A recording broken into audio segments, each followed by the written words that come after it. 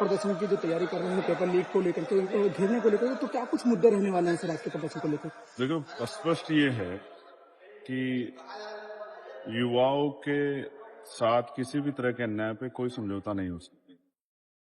युवा रीढ़ है किसी भी राज्य की, किसी भी राष्ट्र की। उन पे किसी भी तरह का हमला बर्दाश्त नहीं किया जा सकता। जो दिल्ली में हुआ, क्या छात्र गलत मांग कर रहे थे? क्या पेपर लीक सरकार का फेलियर नहीं? क्या भर्तियों में घोटाले सरकार का फेलियर नहीं? तो जब फेलियर आपका है और नौजवान जवाब मांगने आए हैं, तो आपको जवाब देना चाहिए, ना कि लाठियां। लाठी गोली से आप नौजवानों के विरोध को नहीं दबा सकते। आपने लाठी चलाई, आपने जूता चलाया, आपने गोली चलाई, टीयर गैस चलाए, वो जो आप कर सकते थे आपने किया। वाटर कैनन का प्रयोग किया, लेकिन क्या हुआ? आपको लगा कि टूट जाएंगे? नौजवान टूटने वाला नहीं। तो आज यहाँ यूपी से जुड़े हुए भी जो मुद्दे हैं, इसमें मौलाना अली जौहर यूनिवर्सिटी पे जिस तरह से 3000 बच्चों का भविष्य खराब नहीं होने देंगे हम। मैं सिर्फ सरकार को कहना चाहता हूं कि उनकी लड़ाई आजम खान से हो सकती है, लेकिन उन बच्चों के भविष्य से नहीं। और जितना आप तकलीफ दे सकते थे दी तो है आपने उस पूरे परिवार को। अब क्या करना चाहते? सिर्फ अपने व्यक्तिगत लड़ाई को, बच्चों के भविष्य को खराब करने के लिए आप कोशिश करोगे तो ये हम बर्दाश्त नहीं करेंगे। सर राहुल गांधी 3000 बच्चे, आप समझ रहे हैं? तब वो जो एरिया है वो रामपुर डेवलपमेंट अथॉरिटी का हिस्सा भी नहीं था जब वो बनी, लेकिन आप उसे ना नक्शा होने के नाम पे आप नक्शा बनवा दो, जो फाइन है वो ले लो।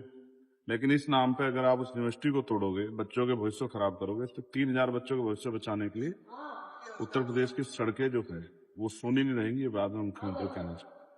सर राहुल गांधी भी कह रहे हैं कि जिस तरीके से छात्र अपना प्रदर्शन कर रहे हैं, धर्मेंद्र प्रधान का इस्तीफा मांग रहे हैं, तो उनका इस्तीफा लिया जाए। प्रधानमंत्री जी ने जिस तरीके से लाठियां चलवाई हैं, प्रधानमंत्री जी को भी छात्रों से माफी मांगनी चाहिए। बिल्कुल सहमत हूँ। ये तो मांग हम सबसे पहले उठा रहे हैं। 20 तारीख से हम ही तो इस मांग को उठा रहे हैं। बाकी तो सब लोग 21 तारीख को आए ना। 20 तारीख को कौन था छात्रों के बीच में? कौन उनसे कह रहा था कि आप डटे रहो, शांतिपूर्वक थे? सरकार सुनेगी। और सुना है ना। देखिए, प्राइम मिनिस्टर जो है रात को 12 बजे लाइव आके बोल रहे हैं, फिर नेक्स्ट डे फिर 12 बजे आ रहे हैं। आप समझिए, देखिए, सुना तो है ना। लेकिन अगर हिंसा हो जाएगी तो सरकार काम आसान हो जाएगा। इसलिए मैंने बच्चों को समझाया कि हिंसा से दूर रह के अपने प्रोटेस्ट कामयाब करना। और इसी प्रोटेस्ट की वजह है आज कि सरकार को बोलना पड़ रहा है, देश के प्रधानमंत्री बोल रहे हैं। सर सोनम वांगचुक ने भी एक बड़ा आरोप लगाया है, कहा कि जब उन्हें हॉस्पिटल में भर्ती किया गया तो पुलिस ने उन्हें किसी तरह से बाहर निकलने की अनुमति नहीं दी, एकदम जेल की तरीके से उनको कैद रखा गया अंदर। बिल्कुल, मैं उनकी हिम्मत की दाद देता हूं। कल क्या होगा मुझे नहीं पता, लेकिन जिस तरह से उन्होंने लड़ाई लड़ी है बच्चों के लिए, मैं और नेताओं से भी कहूंगा, सब लोगों से, उनके ऊपर सवाल उठाने के बजाय उनकी तरह लड़िए। अगर आप उनकी तरह लड़ते तो शायद जो है उनको नहीं लड़ना पड़ता। 26 दिन कैसे हम लोग इंतजार करते कि वो मर जाए? उन्होंने अच्छा किया, अनशन त्याग दिया।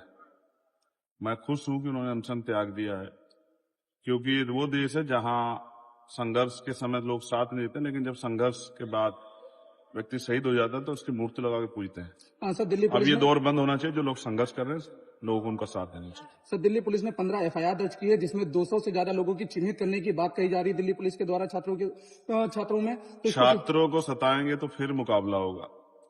उपद्रवियों पे कार्रवाई करेंगे अलग बात है, लेकिन उपद्रवियों के नाम पे छात्रों के पे कार्रवाई करेंगे तो फिर दोबारा जो है आंदोलन होगा और उससे बड़ा।